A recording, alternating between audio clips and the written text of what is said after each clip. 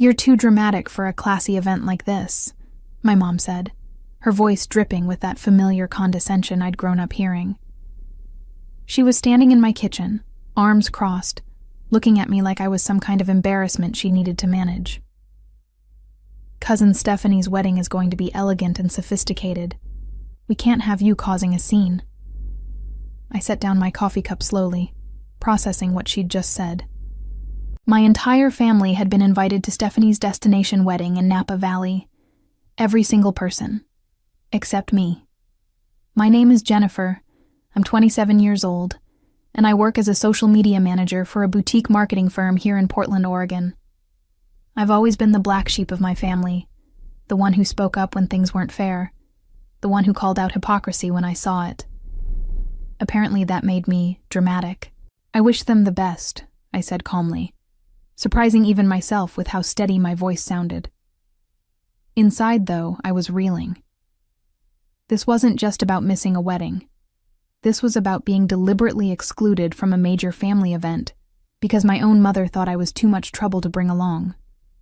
Mom shifted uncomfortably, clearly expecting more of a reaction. "It's nothing personal, Jennifer. It's just that Stephanie specifically requested a drama-free celebration, and you know how you can be when you get worked up about things. How I can be." Right. Like when I'd called out my uncle for making racist comments at Christmas dinner last year, or when I'd defended my cousin Maya when the family was gossiping about her divorce. Apparently standing up for what's right made me the family troublemaker. "When is it?" I asked, keeping my tone neutral. "Next weekend. It's a 3-day affair at some fancy vineyard. They're doing the whole thing properly, with welcome drinks, the ceremony, and a reception that's supposed to go until dawn." She was practically glowing with excitement about an event I wasn't invited to. "Your Aunt Helen says it's going to be featured in some wedding magazine." Of course it was. Stephanie had always been the golden child of our extended family. Beautiful, wealthy husband, picture-perfect life that everyone loved to fawn over. And now she was having the kind of wedding that would make for glossy magazine spreads, the kind where every detail was curated for maximum social media impact. "That sounds lovely," I said. "I'm sure you'll all have a wonderful time." My mom looked confused by my calm reaction. She'd clearly been bracing for tears, arguments, or some kind of dramatic outburst that would prove her point about why I couldn't be trusted at elegant family events. "You're not upset?" she asked suspiciously. "Why would I be upset? You've made it clear that my presence would somehow tarnish the event. I respect Stephanie's wishes for her special day." I picked up my phone and started scrolling through my calendar, as if I was already making plans for that weekend. The truth was, I was devastated. But I'd learned a long time ago that showing my real emotions to my family only gave them ammunition to use against me later. They wanted to see me as the dramatic, unstable one, so they could justify treating me like I was less than.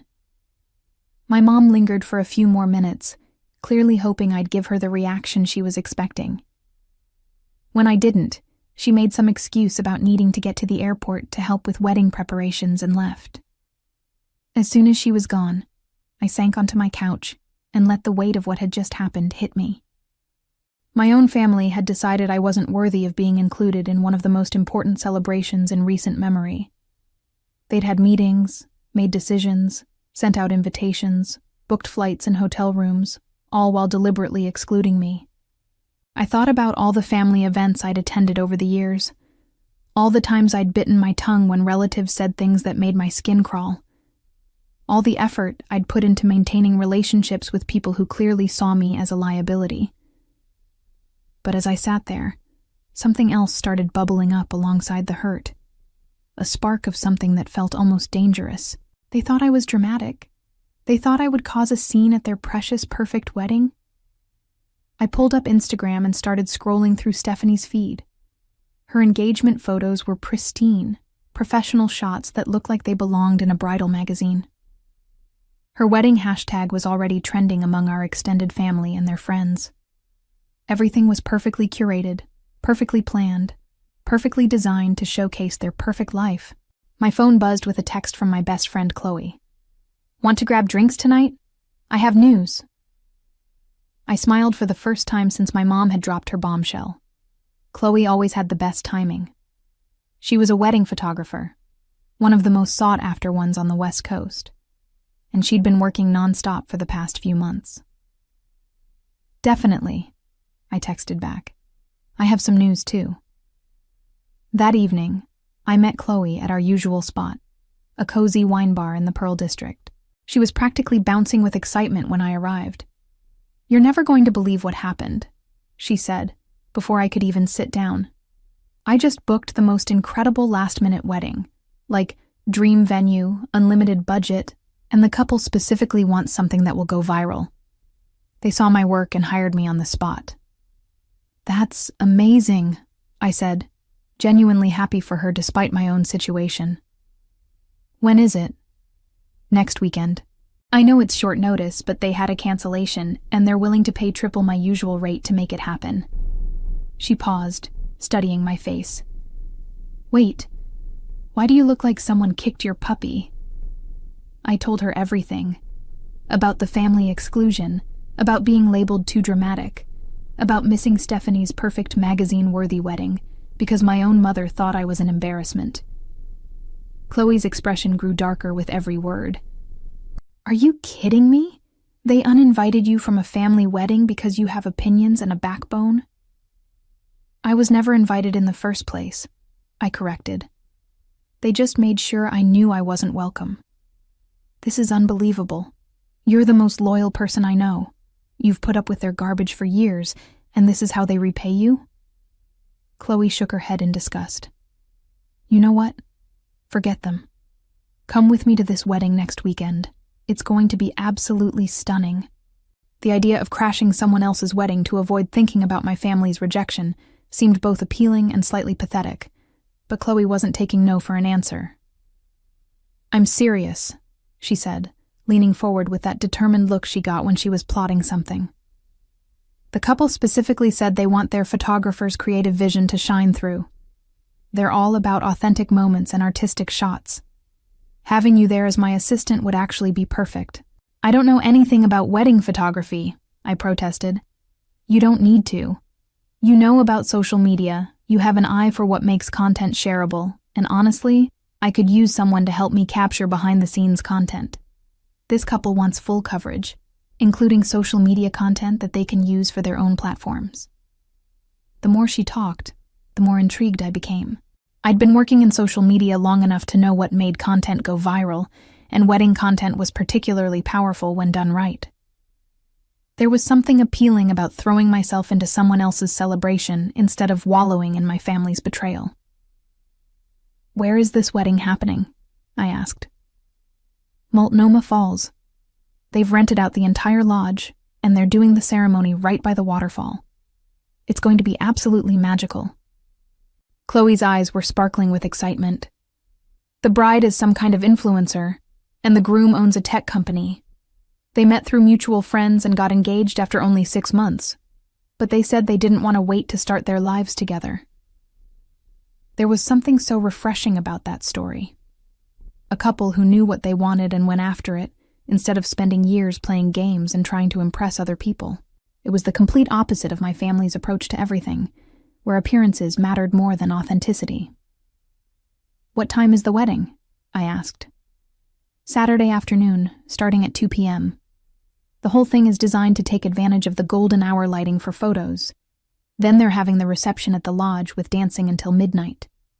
Saturday afternoon. The exact same time as Stephanie's ceremony in Napa Valley. While my family was sipping champagne and pretending I didn't exist, I could be capturing someone else's joy and creating content that might actually make a difference. You know what? Yes, I'll do it." The decision felt right as soon as I said it. "I'll be your assistant." Chloe practically squealed with delight. "This is going to be amazing. I'll text the couple tonight and let them know I'm bringing additional support for social media content. They're going to love it." We spent the rest of the evening planning the logistics. Chloe filled me in on her shooting style, the timeline for the day, and what kind of behind-the-scenes content might work well. She also mentioned that the bride had specifically requested that all the content be shareable immediately, since they were hoping to use their wedding as a launching pad for some kind of joint business venture. By the time we parted ways, I felt energized in a way I hadn't in weeks. Instead of spending the weekend feeling sorry for myself, I was going to be part of something creative and meaningful, something that had nothing to do with my family's drama or their opinions about who I was supposed to be. The next few days passed in a blur of preparation.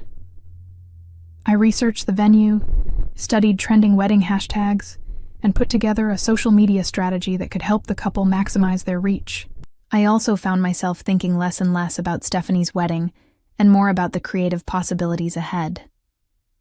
On Thursday evening, my phone rang. It was my Aunt Helen, Stephanie's mother. "Jennifer, honey, I heard about the wedding situation," she said, her voice dripping with fake sympathy. "I want you to know that it wasn't personal. Stephanie just wants everything to be perfect, and you know how sensitive you can be about family things." Sensitive. Right. Another word for dramatic, just dressed up to sound nicer. "I understand completely," I said. "I hope she has a beautiful day." "You're being so mature about this. I have to say I'm proud of how you're handling it." Aunt Helen sounded genuinely surprised.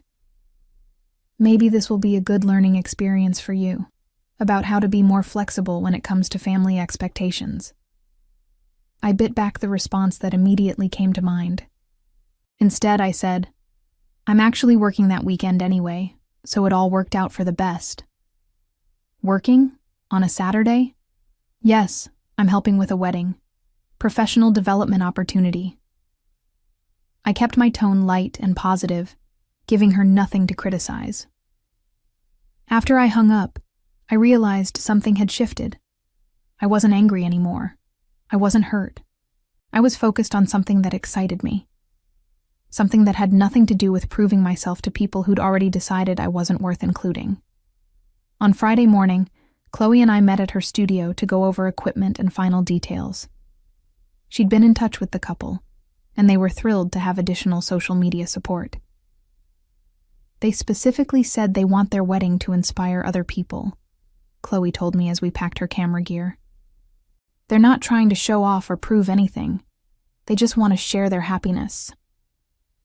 The contrast with my family's approach couldn't have been starker.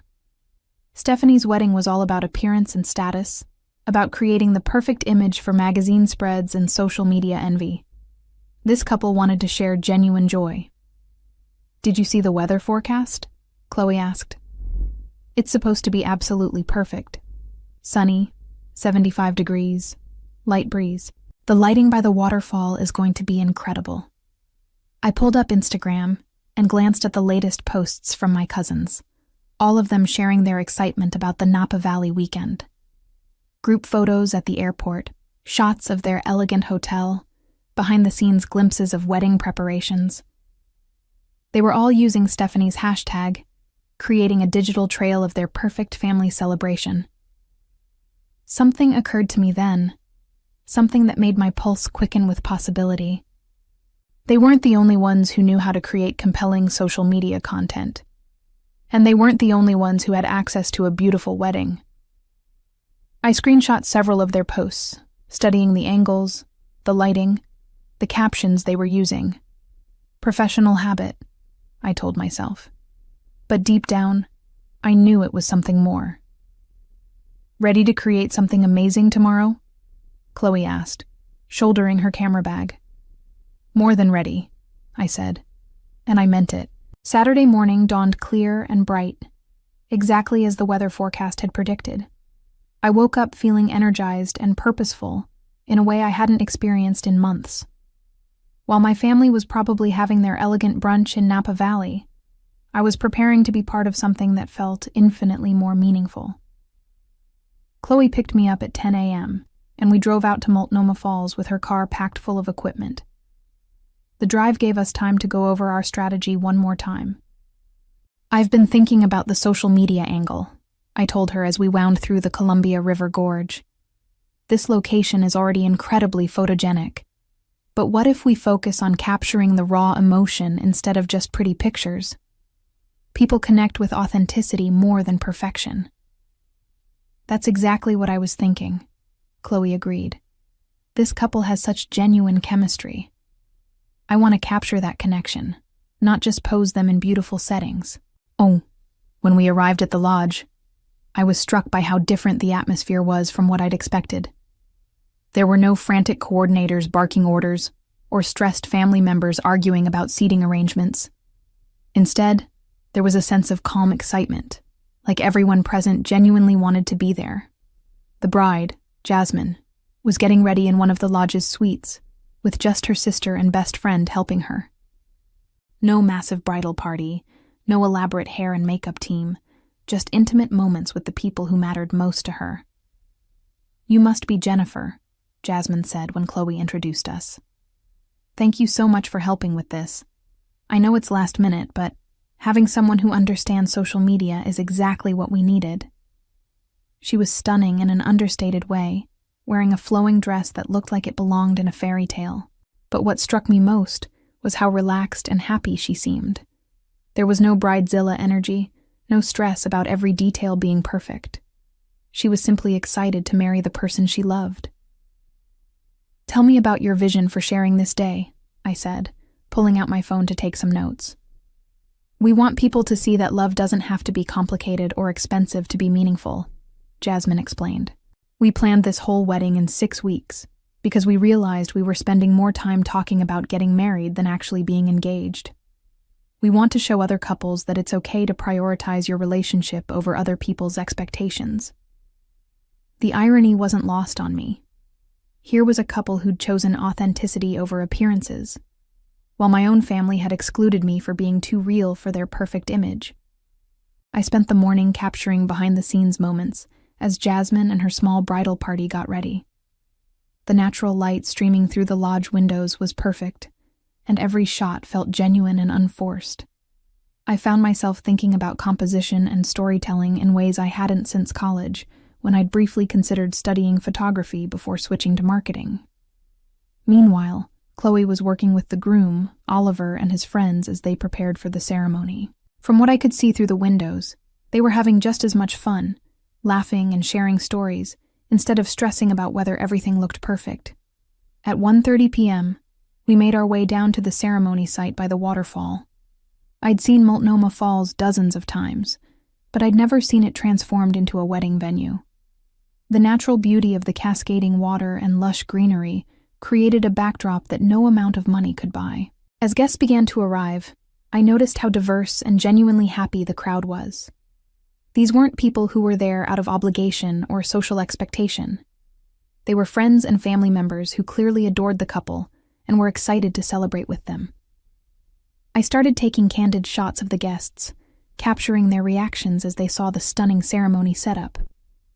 The natural beauty of the location combined with the intimate size of the gathering created an atmosphere that felt magical and authentic. At exactly 2 p.m., the ceremony began. Oliver stood at the altar with tears in his eyes as Jasmine walked down the aisle, not to traditional wedding march music, but to an acoustic version of the song they'd danced to on their first date. There was something so personal and meaningful about that choice. As I captured the ceremony through my camera lens, I couldn't help but think about what was happening at the exact same moment, 300 miles south. Stephanie was probably walking down her own aisle, surrounded by elaborate floral arrangements and 100 guests dressed in their finest clothes. The contrast couldn't have been starker. But what struck me most was the emotion. Jasmine and Oliver couldn't stop looking at each other, couldn't stop smiling, could barely get through their vows without tearing up. Their joy was so genuine and infectious that I found myself getting emotional behind the camera. After they kissed and were pronounced married, the guests erupted in cheers that echoed off the waterfall walls. It was pure celebration, uncomplicated by pretense or performance. I captured every moment, from the flower petals thrown in celebration to the spontaneous group hug that enveloped the newlyweds. During the cocktail hour, I started editing and posting some of the photos I'd taken. I crafted captions that highlighted the authentic emotion and natural beauty of the day, using hashtags that would reach people interested in intimate weddings and genuine love stories. The response was immediate and overwhelming. Within an hour, the posts were getting hundreds of likes and comments from people who were moved by the authenticity of what they were seeing. Complete strangers were sharing the photos and talking about how refreshing it was to see a wedding focused on love instead of spectacle. "This is exactly what we hoped for," Oliver told me during the reception. "We want people to see that you don't need to spend a fortune or stress yourself out to have a meaningful wedding. You just need to focus on what really matters." As the evening wore on, the social media momentum continued to build. The photos were being shared across platforms, with people commenting about how beautiful and authentic the celebration looked. Several wedding blogs had already reached out asking about featuring the wedding. I found myself completely absorbed in the creative process, in capturing and sharing something that felt genuinely meaningful. For the first time in weeks, I wasn't thinking about my family's rejection or my own hurt feelings. I was focused on something bigger than myself, something that was bringing joy to thousands of people I'd never met. As the reception moved into full swing, with dancing under string lights and laughter echoing off the lodge walls, I realized something important had shifted. I wasn't angry about being excluded from Stephanie's wedding anymore. I was grateful. Because if I'd been in Napa Valley, sitting through another family event where I had to watch my words and tone down my personality, I never would have experienced this. I never would have been part of something so genuine and joyful. My phone buzzed with notifications as the posts continued to gain traction. But more importantly, it buzzed with a text from my mom. "Saw your posts. Looks beautiful. Call me tomorrow." I smiled and put the phone away. Tomorrow could wait. Tonight was about celebrating love and authenticity, and I wasn't going to let family drama intrude on that. Sunday morning brought a revelation that changed everything. I woke up to my phone buzzing incessantly with notifications, and when I checked the metrics on the wedding posts, I couldn't believe what I was seeing. The content from Jasmine and Oliver's wedding had exploded overnight. What had started as a few hundred likes had turned into something viral. The main ceremony video I'd posted had over 50,000 views, and the engagement was climbing exponentially. Comments were pouring in from around the world, with people sharing their own stories about choosing authenticity over expectation in their relationships. But it wasn't just the numbers that caught my attention. It was the tone of the comments. People weren't just liking pretty pictures. They were genuinely moved by the story. Couples were tagging each other, saying things like, "This is what I want our wedding to be like," and "Look how happy they are without all the stress and expense." I screenshot the analytics and sent them to Chloe, who called me immediately. "Jennifer, this is insane," she said, her voice still heavy with sleep. "I've never had wedding content perform like this. My business inquiries have tripled overnight." "It's because it was real," I said, scrolling through more comments. People are hungry for authenticity. They're tired of weddings that look like magazine spreads but feel empty. As I was talking to Chloe, another call came in. It was Jasmine. "I have to call you back," I told Chloe, switching lines. "Jennifer, I don't know what you did, but our wedding is everywhere," Jasmine said, laughing with disbelief. "Oliver and I just woke up to messages from people all over the world. Wedding planners want to feature our story, and we've gotten inquiries about the business we're launching. This is beyond anything we imagined." I explained the reach and engagement we'd achieved, and how the authentic storytelling had resonated with people who were craving something real in their social media feeds. "Would it be okay if I continued sharing some of the content over the next few days?" I asked. "I think this story has legs, and it could help other couples see that there are alternatives to traditional wedding pressure."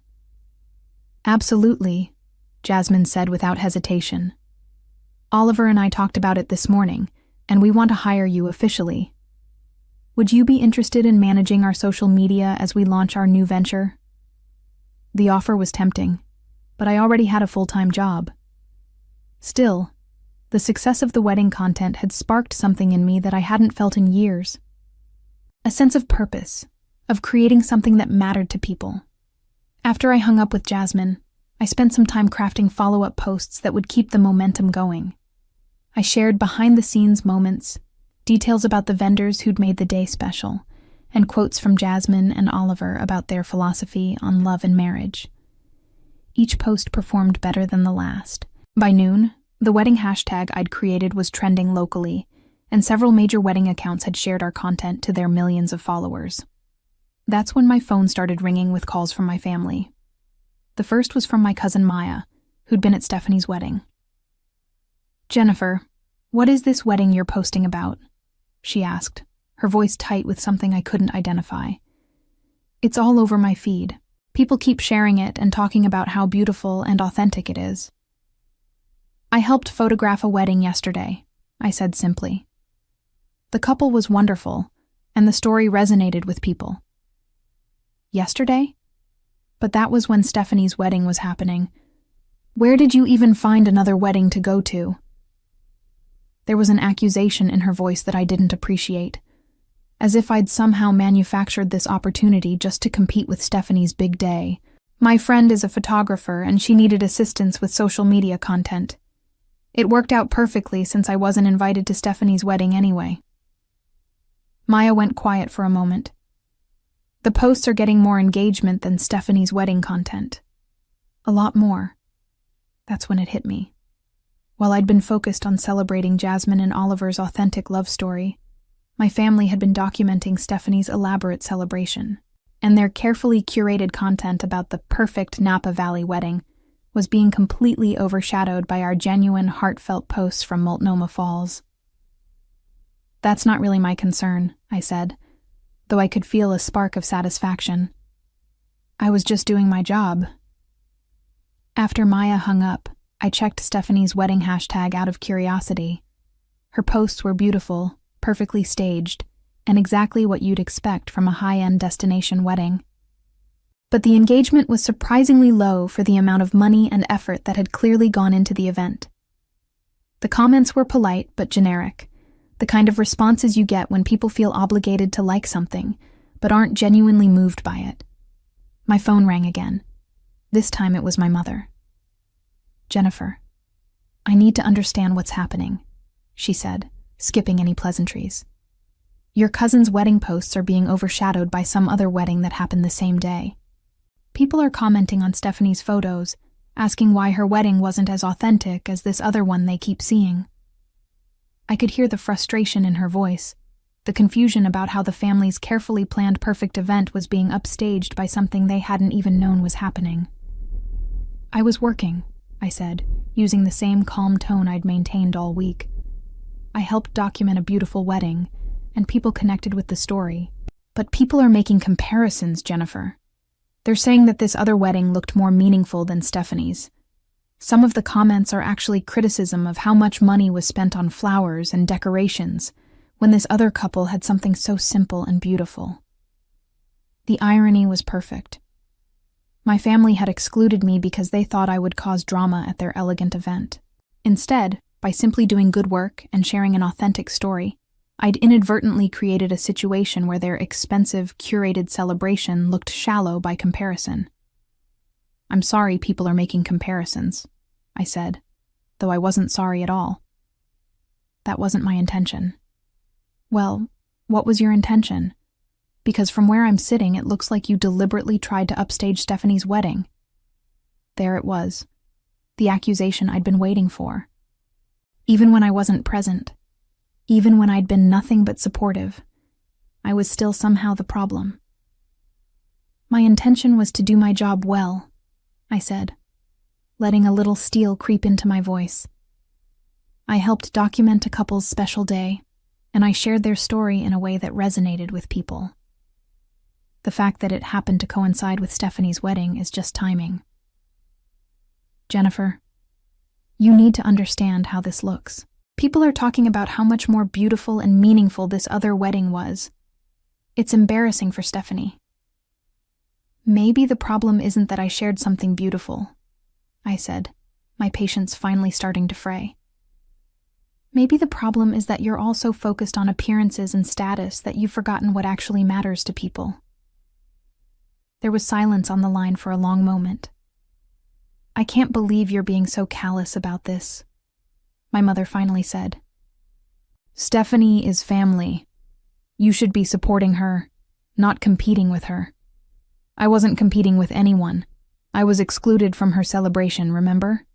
You told me I was too dramatic for a classy event. So I found somewhere else to be, and I did something meaningful with my time. But now it looks like what? Like I'm capable of creating something beautiful and authentic without your permission? Like maybe the person you thought was too dramatic to include actually has value to offer? I could hear my mother's sharp intake of breath, but I wasn't done. You know what, Mom? I spent years trying to make myself smaller so you wouldn't be embarrassed by me. I watched my words, toned down my personality, and let you all treat me like I was some kind of liability. And you still decided I wasn't good enough to include in a family celebration. That's not what happened. That's exactly what happened. You decided I was too much trouble, so you excluded me. And while you were all having your perfect drama-free wedding, I was out creating something that actually touched people's hearts. Something real. The silence stretched between us, heavy with years of unresolved tension and hurt feelings. So what happens now? My mother finally asked, her voice smaller than before. Now I continue doing work that matters to me, I said. And maybe you all figure out why an amateur social media manager created content that resonated with more people than your professional, magazine-worthy celebration. I hung up before she could respond, my heart pounding with adrenaline. I'd never spoken to my mother that way before, had never directly confronted the family dynamics that had made me feel like an outsider my entire life. But instead of guilt or regret, I felt something else entirely. Liberation. The afternoon brought a cascade of calls from various family members, each with their own version of concern about the situation. By the fourth call, I'd stopped answering numbers I recognized and was letting everything go to voicemail. But I couldn't ignore the metrics. The wedding content was still climbing, now approaching 100,000 views across all platforms. Wedding planners, photographers, and venues were reaching out to both Jasmine and me, wanting to collaborate or feature the story. The hashtag had gone from local trending to national conversation starter. More importantly, the comments had evolved from simple appreciation to deeper discussion about wedding culture and what celebration should really mean. People were sharing their own stories about pressure they'd felt to have expensive, elaborate weddings that didn't reflect their values. Others were talking about how they'd chosen simple ceremonies and felt judged for it. I found myself at the center of a conversation I'd never intended to start, but one that clearly needed to happen. Around 3 p.m., Chloe arrived at my apartment with coffee and pastries, looking as overwhelmed as I felt. My phone hasn't stopped ringing, she said, settling onto my couch. I've gotten more business inquiries in one day than I usually get in a month. But I also got a very interesting call that I think you should know about. From who? A producer from a lifestyle show. They want to do a segment on authentic weddings versus traditional elaborate ones. They specifically mentioned your social media strategy and how the content went viral. I stared at her. They want to interview me? They want to interview both of us, plus Jasmine and Oliver. The angle is about how genuine emotion and authentic storytelling can be more powerful than expensive productions. Chloe paused, studying my face. But here's the thing that I think you'll find interesting. They also reached out to your cousin about featuring her wedding as the contrast example. My stomach dropped. What? Apparently, someone connected to the show saw both weddings trending and thought it would make for compelling television. The idea is to show two different approaches to wedding celebration and let viewers decide which one feels more meaningful.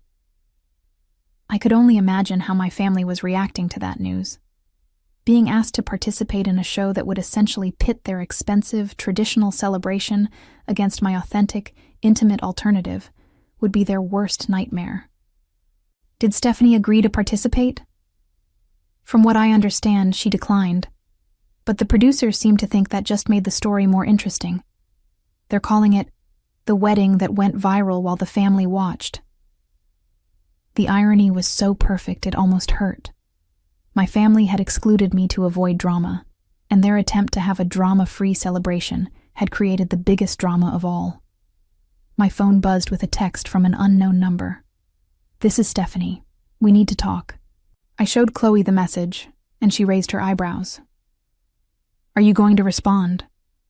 "I don't know. What could she possibly want to talk about now?" But even as I said it, I knew I was curious.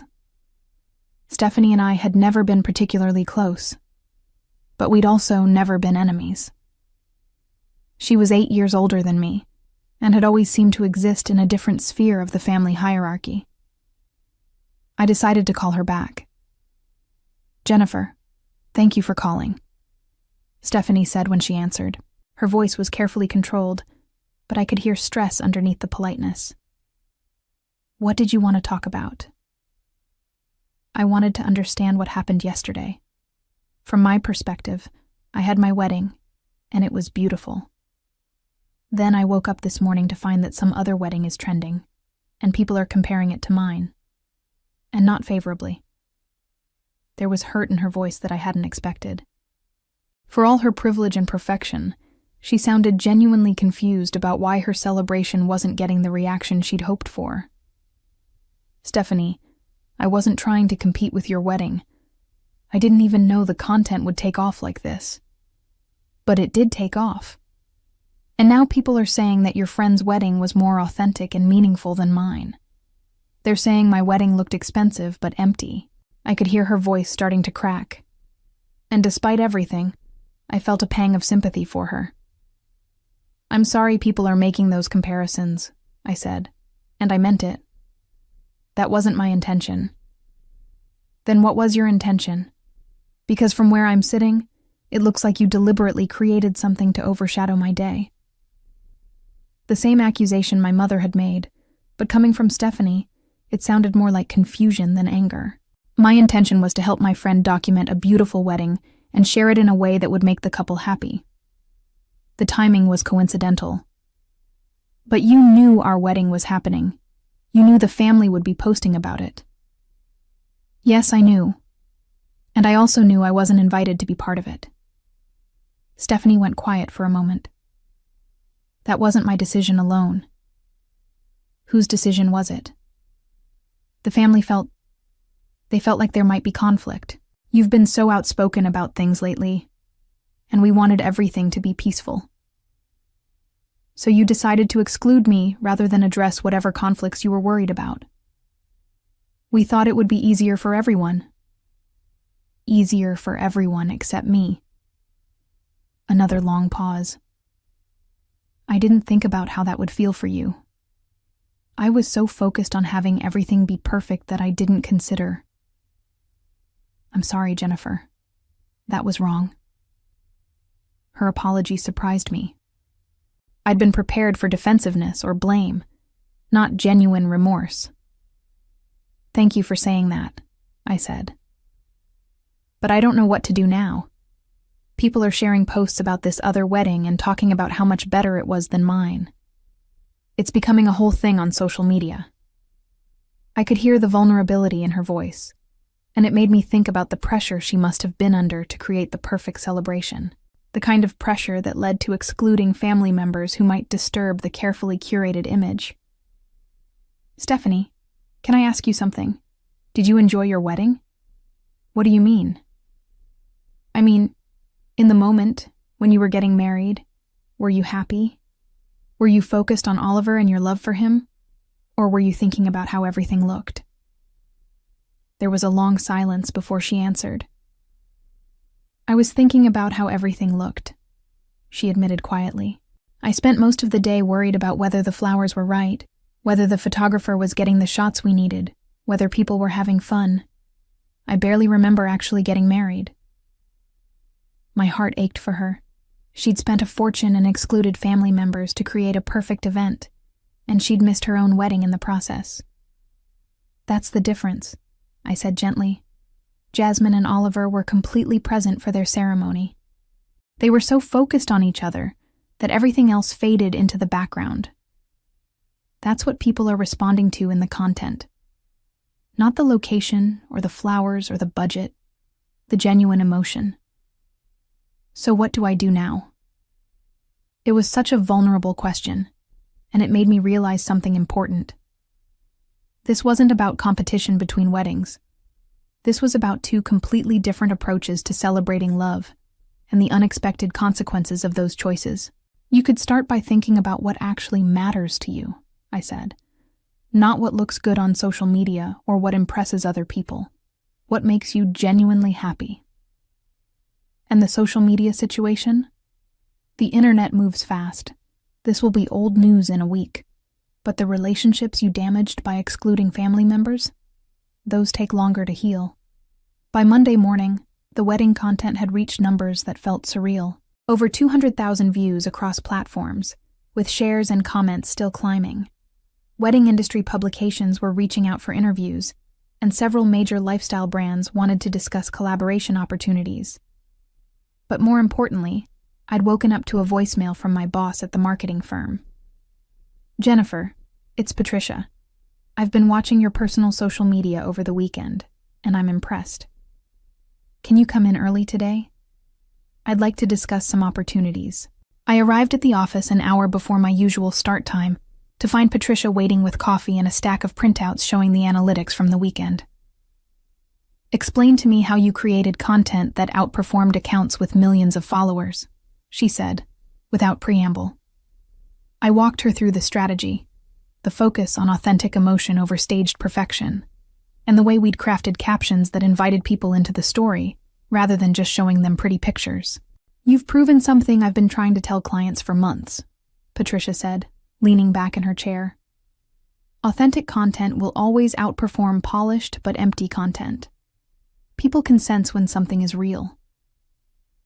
"It helped that the couple was genuinely happy and present," I said.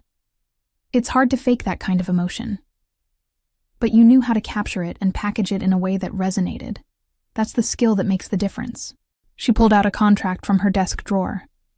"I want to offer you a promotion. Creative director for our social media division, with a focus on authentic storytelling for brand clients." The offer was generous, both in terms of salary and creative freedom. It would mean leading a team, developing strategies for major clients, and having the resources to create campaigns that actually mattered to people. "There's one condition," Patricia continued. "I want you to do a case study presentation about this weekend's success. I have 3 major clients who could benefit from this approach, and they're willing to pay premium rates for authentic content strategy." I accepted on the spot. For the first time in my career, I felt like my natural instincts and values were being recognized as assets rather than problems. The rest of the week was a whirlwind of interviews, strategy sessions, and planning for my new role. The wedding content continued to perform well, though the initial viral surge had begun to level off. More importantly, Jasmine and Oliver's business launch had been incredibly successful, with hundreds of inquiries from couples who wanted help planning authentic celebrations. On Thursday evening, my phone rang. It was my mother. "Jennifer, I've been thinking about our conversation," she said, her voice more subdued than usual. "And I owe you an apology." I stayed quiet, waiting for her to continue. "I watched some of the videos from the wedding you worked on, and I read the comments. People weren't just saying it was pretty. They were saying it made them feel something. It made them think about their own relationships and what really matters." "That was the goal," I said simply. "I also talked to Stephanie. She told me about your conversation, about how she missed her own wedding because she was so worried about appearances." My mother's voice was getting softer. "I think I did that to her. I put so much pressure on her to have the perfect celebration that she forgot to actually celebrate. It was the closest to self-reflection I'd ever heard from my mother, and it caught me off guard." "Mom, let me finish. I also realized that I did the same thing to you, but in reverse. I was so worried about you not fitting into our idea of perfect that I never saw the value you bring, The work you did this weekend proved that you understand something important about connecting with people, something the rest of us missed. I felt tears prick at my eyes, emotions I'd been holding back for days finally surfacing. I never wanted to compete with Stephanie, I said. I just wanted to be included. I know, and excluding you was wrong. Not just wrong, but stupid. You could have helped make her wedding more meaningful instead of just more expensive. We talked for another hour, really talked in a way we hadn't in years. She told me about the pressure she'd felt to have the perfect family, and how that had led her to try to control everyone's behavior instead of celebrating what made each of us unique. I told her about years of feeling like I had to minimize myself to be acceptable, and how exhausting that had been. "So what happens now?"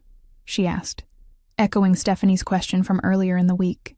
"Now I do work that excites me, and hopefully, we figure out how to be a family that supports each other instead of trying to manage each other." "I'd like that," she said quietly. The following weekend, I got an unexpected call from Stephanie. "Jennifer, I have a proposition for you," she said, sounding more energetic than I'd heard her since the wedding controversy began. "What kind of proposition?" "Daniel and I have been talking, and we want to do something different. We want to have a second ceremony, a small one, just focused on us and what actually matters, and we want you to help us share that story." I was stunned. "You want to have another wedding?" "Not exactly another wedding. More like a recommitment ceremony, but done right this time. Just our immediate families, somewhere meaningful to us, focused on the actual commitment instead of the performance." "And you want me to document it?" "We want you to help us create something authentic, something that shows people it's never too late to refocus on what really matters." The project turned out to be one of the most rewarding of my career. Stephanie and Daniel's recommitment ceremony was held in the backyard where they'd had their first date, with 20 guests who truly mattered to them. The content we created together told a story about learning from mistakes, about choosing substance over style, and about the courage to start over when you realize you've lost your way. It performed even better than the original wedding content, but more importantly, it started a conversation about the pressure people feel to have perfect celebrations and the freedom that comes from choosing authenticity instead. 6 months later, I was leading a team of 5 social media strategists, working with clients who wanted to build genuine connections with their audiences instead of just impressive follower counts. The promotion had led to opportunities I never could have imagined, including speaking at conferences about authentic content creation and the power of real storytelling. But the most meaningful outcome was the change in my family relationships. We still didn't always agree, and we still had different approaches to life. But there was a new respect for what each person brought to the table. My dramatic tendencies were now seen as passion and authenticity. My willingness to speak up about problems was valued as leadership. The wedding that excluded me had ended up being the catalyst for everything that followed. By being forced to find my own path, I'd discovered work that excited me, values that guided me, and a voice that people wanted to hear. 3 months after the wedding weekend that changed everything, I was sitting in a television studio in Los Angeles, preparing for what would become the most satisfying moment of my professional life. The lifestyle show that had initially reached out to Chloe and me had evolved their concept into something much bigger. What started as a simple segment about authentic weddings had become a full episode called "When Real Goes Viral, The Wedding That Outshone the Family." I was scheduled to appear alongside Jasmine and Oliver, whose business had exploded after our content went viral. They'd launched a wedding planning service focused on intimate, meaningful celebrations, and they were already booked solid for the next 18 months. But the real twist was that Stephanie had also agreed to participate. After our successful collaboration on her recommitment ceremony, she'd become an advocate for authentic celebration, and wanted to share her story about learning from the pressure she'd felt to create the perfect image. "Are you nervous?" Chloe asked as we sat in the green room, watching the monitor that showed the studio being prepared. "Not nervous," I said, adjusting the blazer I'd chosen for the interview. "Excited. This feels like the culmination of everything that started that weekend. The past few months had been transformative in ways I never could have anticipated. My new role as creative director had exceeded all expectations, both in terms of creative fulfillment and financial success. The clients I worked with were seeing unprecedented engagement rates, and my team had developed a reputation for creating campaigns that actually moved people instead of just impressing them. More importantly, the success had given me a platform to talk about authenticity in an industry obsessed with artificial perfection. I'd spoken at 3 major marketing conferences, written articles for industry publications, and consulted with brands that wanted to connect with audiences craving genuine content. The irony wasn't lost on me that being excluded from one family event had led to opportunities I never would have discovered otherwise. Jennifer Anderson? A production assistant appeared in the doorway. We're ready for your segment. As I walked onto the set, I felt a surge of confidence that had nothing to do with nerves and everything to do with knowing that I was exactly where I was supposed to be. The studio lights were bright, but the host, Maria Santos, had a warm presence that immediately put me at ease. We're here with Jennifer Anderson, the social media strategist whose wedding content went viral and sparked a national conversation about authenticity and celebration, Maria began. Jennifer, take us back to that weekend. You'd been excluded from your cousin's wedding, and instead of wallowing at home, you chose to document someone else's celebration. What was going through your mind? Honestly, I was hurt, I said, settling into the interview rhythm. Being excluded from a family event because you're considered too dramatic forces you to examine what that really means. In my case, it meant I cared too much about honesty and wasn't willing to pretend everything was perfect when it wasn't. And that quality that your family saw as problematic turned out to be exactly what audiences were craving. Exactly. People are exhausted by content that looks perfect but feels empty. When we shared Jasmine and Oliver's genuine emotions and authentic celebration, it resonated because it was real. You can't manufacture that kind of connection. Maria pulled up some of the analytics on a screen behind us, showing the viral trajectory of the wedding content compared to typical wedding posts. These numbers are extraordinary, but what's even more interesting is the conversation it started. Tell us about the response you received. The comments weren't just about the pretty pictures, I explained. People were sharing their own stories about wedding pressure, about choosing authenticity over expectation, about times when they'd felt forced to prioritize appearances over meaning. It became a community conversation about what celebration should really look like. And this success led to significant changes in your career. It did. My company recognized that I'd tapped into something important about how people want to connect with content. I was promoted to creative director, and now I work with brands that want to build genuine relationships with their audiences instead of just impressive metrics. Maria leaned forward, clearly preparing for the more personal part of the interview. But this story isn't just about professional success. It's also about family dynamics and the unexpected consequences of exclusion. How has this experience changed your relationships with the family members who excluded you? I took a breath, thinking about how to answer honestly without being vindictive. It forced all of us to examine what we really valued, I said. My family was so focused on avoiding drama that they created the biggest drama of all.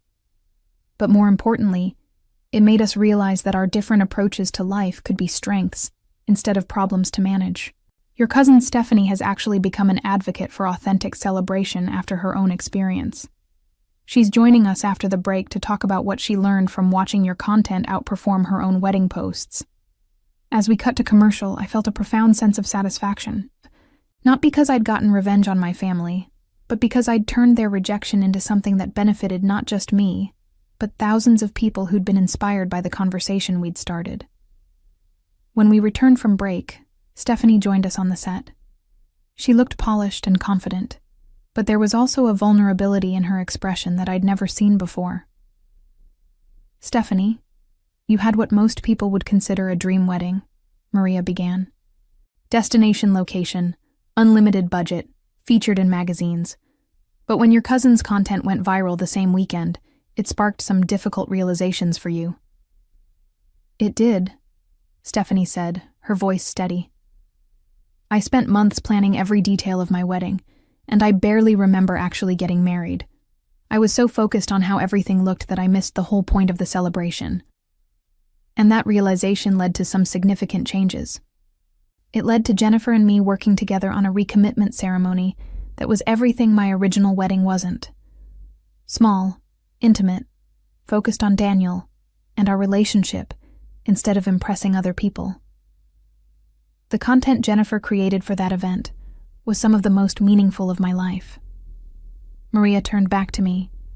So, the family member who was excluded for being too dramatic ended up helping create the authentic celebration that had eluded you the first time. Jennifer showed me that drama and authenticity aren't the same thing, Stephanie said. Being willing to speak honestly about what matters isn't dramatic. It's brave. The second half of the interview took an unexpected turn when Maria brought up the broader impact our story had had on the wedding industry. Jennifer, since your content went viral, we've seen a shift in how couples approach their celebrations. Wedding planners are reporting increased demand for intimate ceremonies, and social media engagement for authentic wedding content has significantly outperformed traditional luxury wedding posts. You've inadvertently started a movement. I think the movement was already happening, I said. People were already questioning why they should spend a year's salary on one day, why they should invite people who don't really support their relationships, why they should prioritize photos over presents. Our content just gave them permission to admit what they were already feeling. Stephanie, as someone who initially chose the traditional route, what would you tell couples who are feeling pressured to have elaborate celebrations? I'd tell them that the most expensive wedding I've ever attended was also the most forgettable, Stephanie said, including my own. The recommitment ceremony Jennifer helped me plan cost less than the flowers at my original wedding, but it was infinitely more meaningful because it was actually about Daniel and me. Maria pulled up social media posts showing the reach and engagement of both events. The numbers tell an interesting story. Stephanie's original wedding, which cost over $100,000 and was featured in a major magazine, received modest social media engagement. Her recommitment ceremony, which cost less than $3,000, has been shared millions of times and inspired countless couples to reconsider their own celebration plans. Because authenticity doesn't have a price tag, I added. You can't buy genuine emotion or manufacture real connection, but you can choose to prioritize what actually matters. Let's talk about the family dynamics aspect of this story, Maria said, turning to address both of us. Stephanie, the decision to exclude Jennifer from your wedding was presented as preventing drama. Instead, it created a situation where she inadvertently overshadowed your celebration. How do you look back on that decision now? Stephanie looked uncomfortable for a moment, then straightened her shoulders. It was cowardly, she said bluntly. We were so afraid of any imperfection, any moment that might not photograph well or fit our image, that we excluded someone who could have actually helped us create something meaningful. We chose the illusion of harmony over actual family connection. And Jennifer, how did being excluded affect your approach to the content you created? It freed me, I said without hesitation. I wasn't trying to maintain family peace or avoid stepping on anyone's toes. I was just focused on doing good work and sharing a beautiful story. Sometimes being pushed outside your comfort zone forces you to discover capabilities you didn't know you had. There's an interesting parallel here to the current conversation about authenticity in social media generally. Jennifer, your success suggests that audiences are craving real content over polished perfection. Absolutely. The algorithms favor engagement, but engagement comes from emotion. You can't create emotional connection with stock photo perfect content. People want to see themselves reflected in the stories brands tell, and they want to feel like they're part of something genuine rather than being sold something artificial. Maria looked directly into the camera.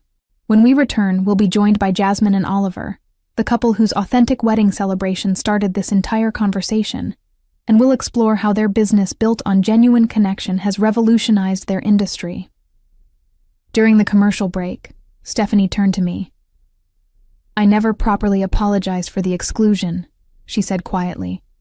Not just the decision, but the reasoning behind it. Calling you too dramatic was our way of avoiding looking at why we were so uncomfortable with authenticity. Thank you for saying that, I replied. But honestly, I'm grateful it happened. If I'd been at your wedding, trying to be the version of myself that wouldn't cause problems, I never would have discovered what I was actually capable of. When we returned, Jasmine and Oliver joined us, looking as genuinely happy as they had on their wedding day 6 months earlier. Jasmine and Oliver, your wedding was planned in 6 weeks, cost a fraction of what most couples spend, and yet the content documenting your celebration has been viewed millions of times. What do you think resonated so deeply with people? We weren't trying to impress anyone, Oliver said simply. We were just excited to get married and wanted to share that joy with people who mattered to us. I think that authenticity came through in every photo and video, and the business you've built since then reflects those same values.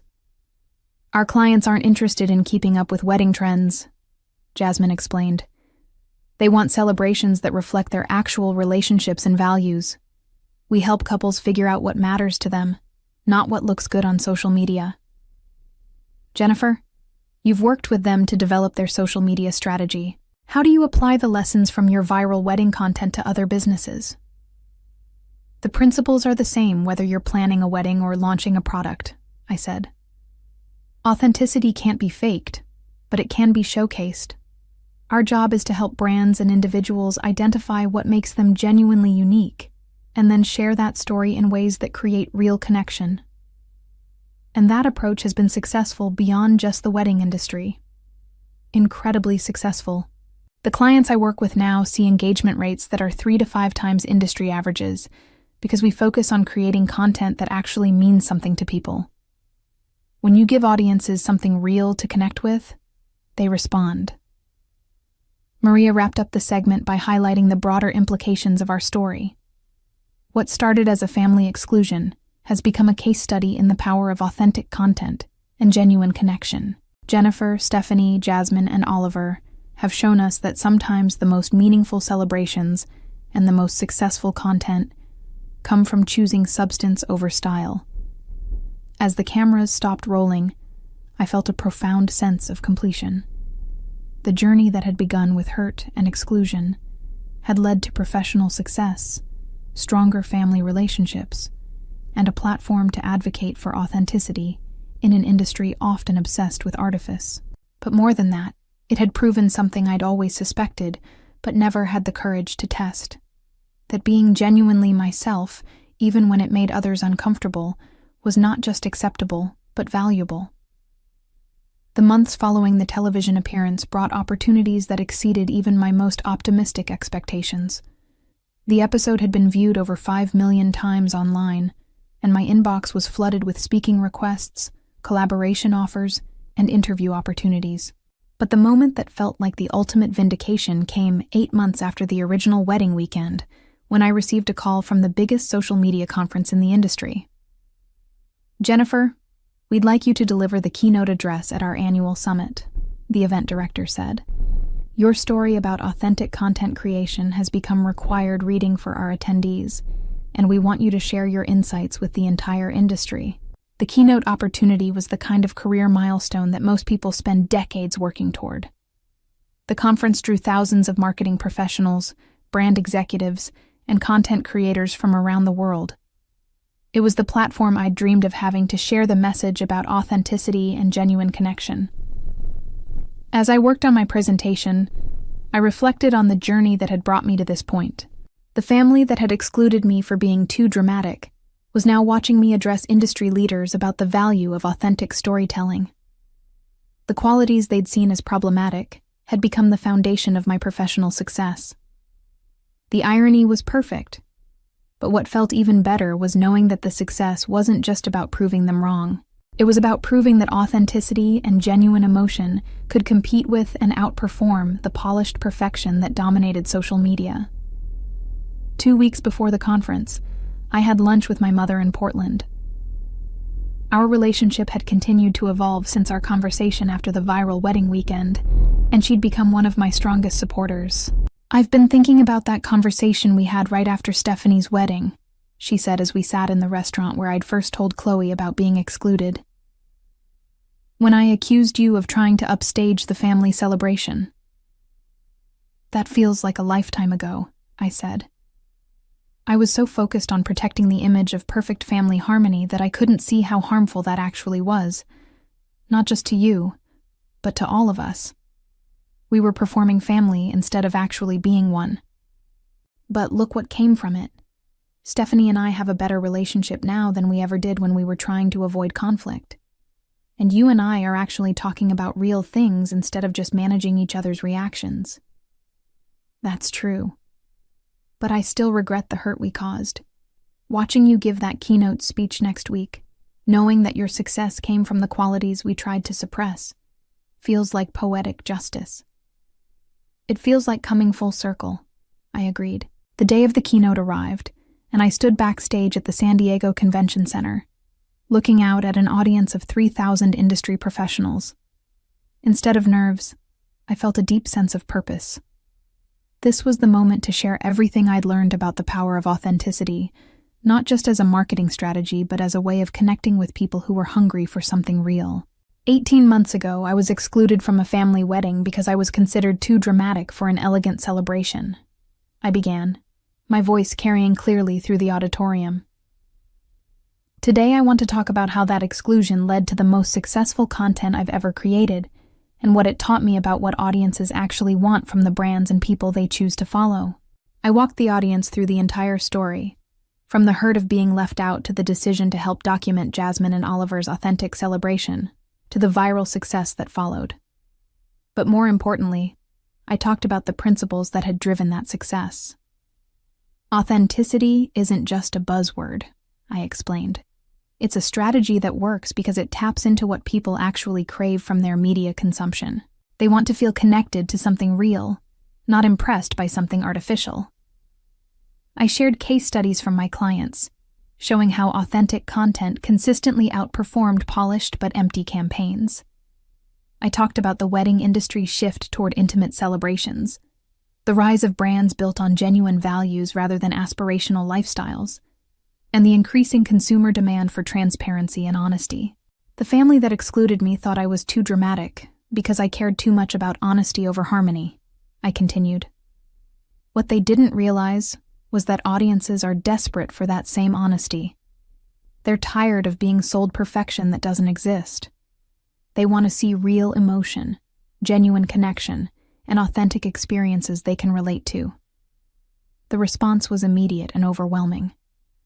The audience was engaged in a way I'd rarely seen at industry conferences, asking thoughtful questions about implementation strategies, measurement techniques, and the courage required to choose authenticity over artificial polish. During the Q&A session, a young woman stood up and said, "Your story about being excluded resonates with me because I've always felt pressure to tone down my personality to fit into corporate environments. How do you maintain authenticity while still being professional?" "The key is understanding that authenticity and professionalism aren't opposites," I replied. "You can be genuine while still being appropriate for your environment. The goal isn't to share every personal detail or eliminate all boundaries. It's to bring your real values, genuine enthusiasm, and honest perspective to your work." Another audience member asked about measuring the success of authentic content beyond traditional metrics. "Engagement quality matters more than engagement quantity," I explained. 1,000 comments from people who are genuinely moved by your content will always be more valuable than 10,000 generic likes. Look for responses that indicate real connection. People sharing personal stories, asking meaningful questions, or taking action based on your content. As the session concluded, I felt a profound sense of satisfaction that had nothing to do with career advancement and everything to do with purpose. I'd taken the pain of family rejection and transformed it into a message that was helping other people find the courage to be authentic in their professional lives. The standing ovation that followed felt like validation, not just of my professional expertise, but of the choice to turn exclusion into empowerment, hurt into helping others, and rejection into a platform for positive change. 6 months later, my family gathered for my grandmother's 80th birthday celebration. But this time, the gathering felt completely different. Instead of performing perfect family dynamics, we were actually enjoying each other's company. Instead of managing everyone's reactions to avoid conflict, we were having genuine conversations about our lives and experiences. During the party, Stephanie pulled me aside. "I've been thinking about something," she said. "Do you remember what you told me after my wedding? About how the internet moves fast, but relationships take longer to heal." "I remember. I think you were wrong about the first part. Your story hasn't been forgotten. If anything, it's become more influential over time. You've created something lasting." Looking around at my family, all of whom had learned to appreciate authenticity over artificial harmony, I realized she was right. The viral wedding content had been just the beginning. The real transformation had been in how we all approached relationships, both personal and professional, with a commitment to genuine connection over perfect appearances. The dramatic family member who had been excluded for caring too much about honesty had become the person who helped everyone else discover the value of authenticity. The rejection that had felt like an ending had actually been the beginning of everything that mattered.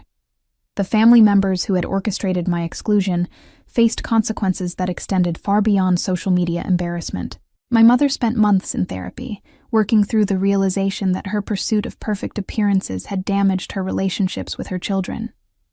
Stephanie's first marriage struggled under the weight of unmet expectations and artificial pressures, leading to a separation that forced both her and Daniel to examine what they actually wanted from their partnership.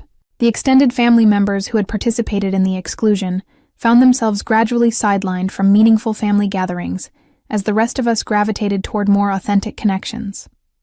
Their commitment to maintaining surface-level harmony had left them ill-equipped to handle the deeper relationships that emerged when we stopped performing for each other and started being genuine. As I sit in my home office today, looking at the wall of awards and speaking opportunities that grew from that painful weekend of exclusion, I'm struck by how perfectly everything worked out.